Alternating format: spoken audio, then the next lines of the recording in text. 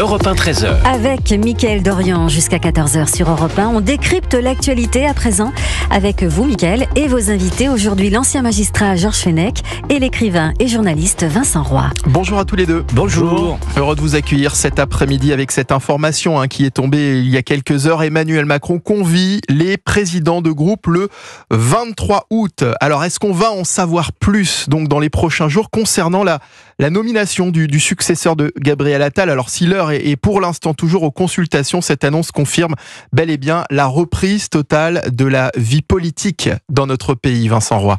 Oui, mais alors vous allez dire que je suis un esprit chafouin, mais je ne comprends pas. Il convoque les présidents de groupe, mais lesquels exactement? C'est-à-dire ceux qui, selon lui, appartiennent à l'arc républicain ou tous les présidents de groupe, puisqu'il m'a bien semblé que certains étaient exclus. Et c'est une très bonne question, Vincent non seulement Roy. les présidents de groupe, mais les chefs de parti. Va-t-on voir dans le bureau d'Emmanuel Macron tout à la fois Jean-Luc Mélenchon et Marine Le Pen? Je n'en sais rien. Et c'est une très bonne question, Georges Fenech, surtout que cette consultation semble aller dans la continuité des lettres qui avaient été adressées par Gabriel Attal la semaine dernière. Je ne suis pas certain qu'il y ait une continuité aujourd'hui entre le président et son ancien Premier ministre. Ah oui ? J'ai plutôt l'impression que c'est un peu le silence radio, d'ailleurs. Je ne crois pas du tout. Je pense que Gabriel Attal joue sa carte aujourd'hui. Et il a complètement rompu les ponts avec Emmanuel Macron. Bon, maintenant, on a Emmanuel Macron qui, c'est un petit peu recherche Premier ministre. C'est un peu président de la République, pardonnez-moi l'expression, aux abois.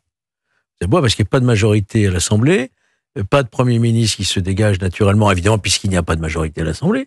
Et donc, s'il n'y a pas de majorité, s'il n'y a pas de Premier ministre, le président de la République est un homme seul. Il ne peut plus présider ni gouverner. Et donc, il devient le dernier verrou à sauter avant de refaire des élections présidentielles. Moi, je suis convaincu qu'il y aura des élections présidentielles dans un temps relativement court. Mais bon, ça, c'est encore un peu plus tard. Donc, vous pensez qu'il n'y a pas de lien entre cette lettre qui avait été adressée au président de groupe, qui avait pour objectif, finalement, de trouver un consensus à une politique nationale et cette information qui vient de tomber. Le président de la République et le Premier ministre ont perdu l'élection. Ils n'ont plus le pouvoir. Vous pouvez retourner la chose dans tous les sens. Le président de la République va devoir affronter une cohabitation, quel que soit le locataire de Matignon. Ce sera une cohabitation. Et Gabriel Attal est le Premier ministre sortant d'une majorité qui a été défaite, mais véritablement défaite. Donc ils n'ont, j'allais dire, presque plus droit au chapitre.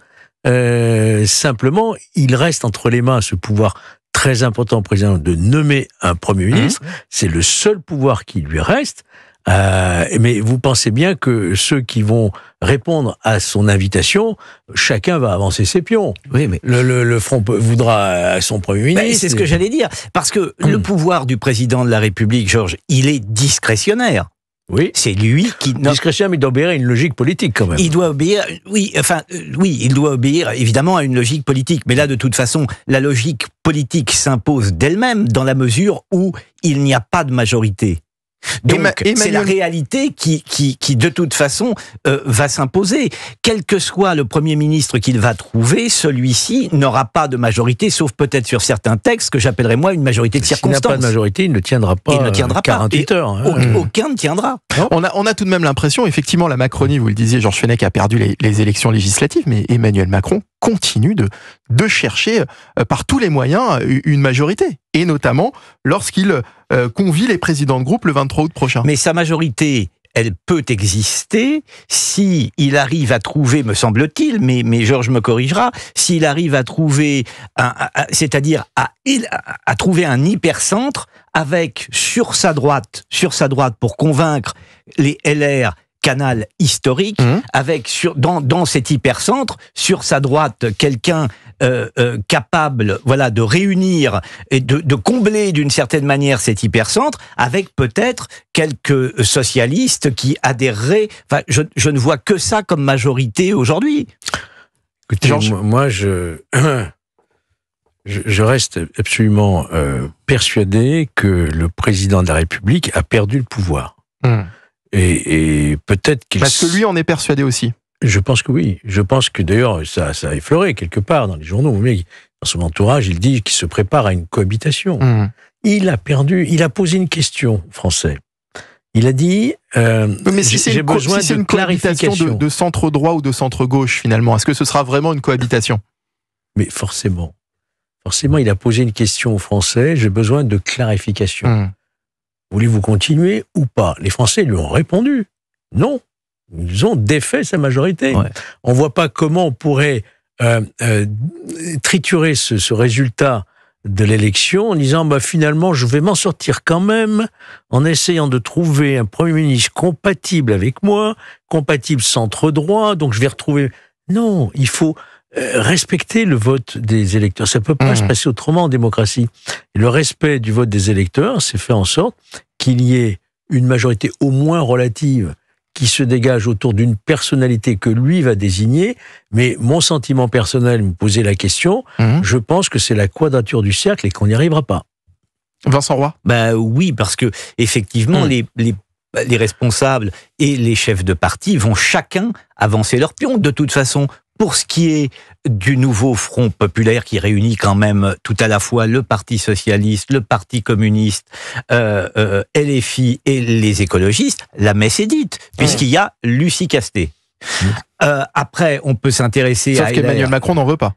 Attendez, il n'en veut pas. Bon, oui. C'est quand même lui qui nomme le Premier ministre. Sans doute n'en veut-il pas. Bon, enfin, en tous les cas, c'est ce qu'il laisse à croire. Pour les LR, il faudra désigner quelqu'un, et puis on demandera sans doute au Rassemblement national de désigner quelqu'un. Enfin, tout ça est une sorte de micmac. Alors, il a demandé effectivement aux Français une clarification. Il l'a obtenu. Et il me fait terriblement, moi, penser à la phrase de Beckett, je serai là si vous avez besoin d'obscurcissement. Parce que il a obtenu, comme vous le dites, il l'a obtenu. Il a obtenu un désaveu. Faut-il maintenant qu'il l'entende? Qui était le 3e désaveu, en réalité, après la perte de la majorité en 2022, après des élections européennes catastrophiques pour la majorité, et après une dissolution totalement ratée. Qu'est-ce que vous voulez de plus? À 3 reprises, les Français lui ont dit non. Il a beau dire, j'ai été élu jusqu'en 2027, je me maintiens, puisque j'ai un mandat, je me maintiendrai jusqu'au bout de mon mandat. Mais attention, il peut y avoir une gronde dans le pays. Il peut y avoir des mouvements sociaux très importants. On a connu la période des Gilets jaunes. On pourrait connaître une autre période d'agitation sociale, surtout si vous avez un gouvernement impuissant qui est incapable d'engager les réformes dont le pays a besoin. Et l'article 16 ? Non, l'article 16, je n'y crois pas. C'est vraiment l'état d'urgence quand le pays est menacé dans son intégrité physique. Ça a été utilisé une fois par le général de Gaulle au moment d'affaires algériennes. Je n'y crois pas.